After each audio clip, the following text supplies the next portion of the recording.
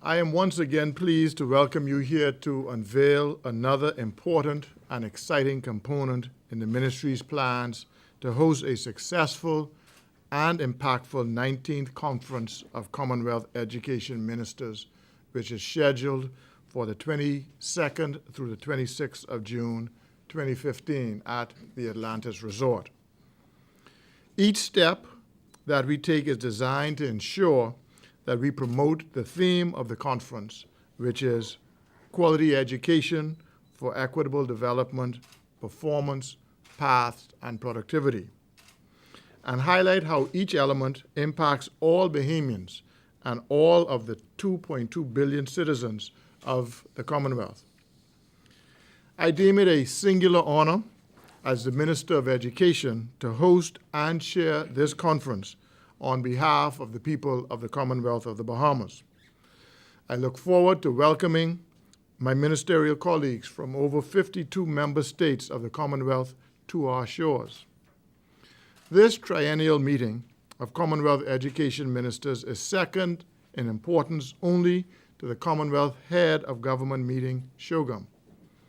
It allows the 53 leaders of educational systems within the Commonwealth to engage in meaningful dialogue on education.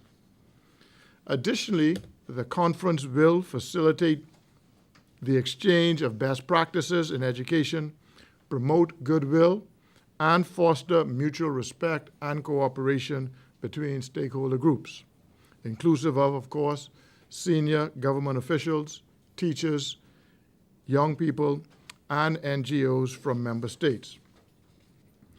We expect that it will also increase the understanding of Commonwealth ministers and senior officials of critical issues in education and examine barriers to equity, access, and quality education, and identify key enabling factors to address these issues.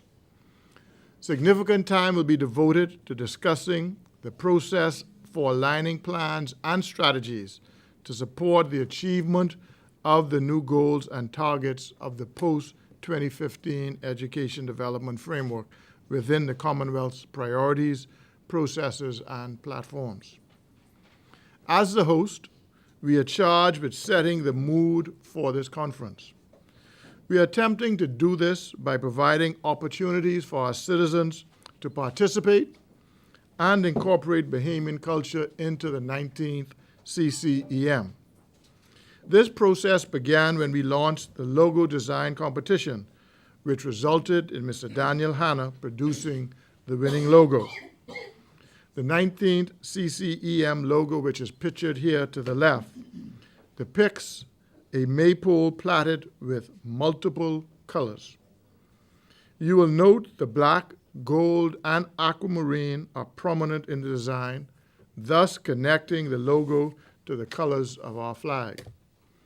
The maypole is suspended above figures adorned with graduation caps, bordered with the conference theme.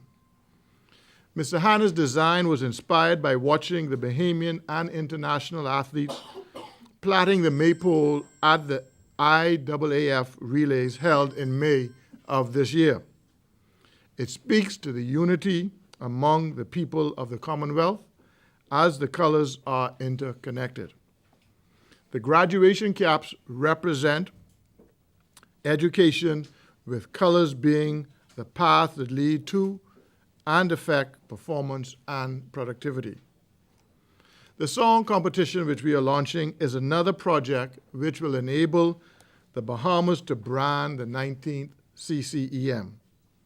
The competition and the song entries are expected to celebrate the power of education and enhance the lives of individuals and nations. The 19th CCEM Song Competition will be judged by a group of men and women grounded and respected in the world of music, including well-known music educators who are also accredited and practicing musicians, combined with a national public voice. Because of the prestige of the Commonwealth Education Ministers meeting and the fact that its sessions will be streamed on the internet, the winning song will be heard across the globe. Related publicity will bring the song and songwriter significant exposure and possibly further career-enhancing opportunities. The competition will also provide an invaluable opportunity for feedback from the general public.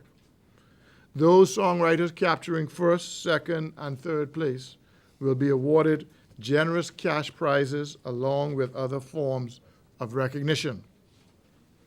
The competition will be open to all citizens and residents of the Bahamas. All ages are invited to submit songs. The entries must be accompanied by proof of citizenship or residency. The contest is open to amateur and professional songwriters and singers. Headquarters staff, those who are within the Ministry of Education building, and the Counselors Limited, the competition organizers, are not eligible to enter. However, teachers from both public and private schools are welcome and invited to participate. The competition is open to all genres of music.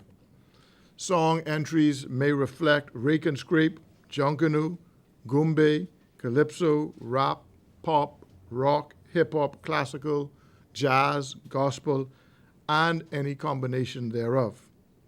Regardless of the musical genre, the song should reflect of or part of the conference entire theme. The first place winner of the song competition will receive a cash prize of $5,000. The second place winner will receive $1,500 and the third place $1,000 respectively.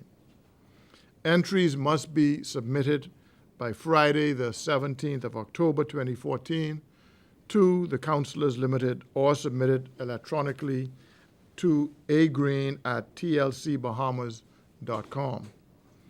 Ladies and gentlemen, we look forward to an exciting competition and the winning song reflecting the conference's theme and giving the world an insight into our rich and unique culture. Thank you very much. As the Minister outlined, the song competition will be open to all citizens or residents of the Commonwealth of the Bahamas. Of course, you must show proof of your citizenship and or residency. This means that if there are Bahamians living outside the Bahamas and they're citizens but in diaspora, they can also participate. The competition is open to amateurs and professionals, but of course there are some limits on those who work within the Ministry of Education and or the counselors. Teachers, I want to stress that teachers are welcome to participate. That category of ministry worker is not included in that exclusion. Entrants, if any entrant is under the age of 18, they can still participate, but their parent or guardian must sign and take some level of responsibility. And then we want people to be aware that entrants can be of a single individual or of a group. Also, in submitting the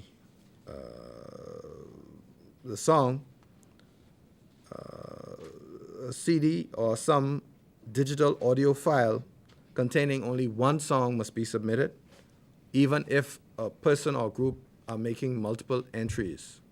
But for each entry, make it one submission on a CD or a digital audio file.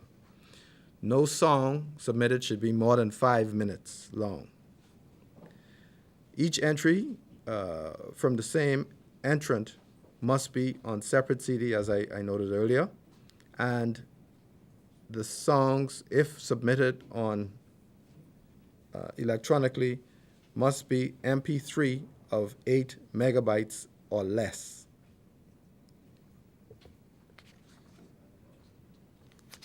Some important dates to remember or to note. The submission deadline is the 17th, Friday the 17th of October. So people have about 6 weeks to produce their songs. And then judging of the 10 finalists, the Judges will announce the 10 finalists on Monday, the 28th of October. And then on Saturday, November the 8th, there will be a live concert at the Pompey Square with the 10 finalists presenting live their song submissions. So we will provide this information to the press so that you can, know it and disseminate it.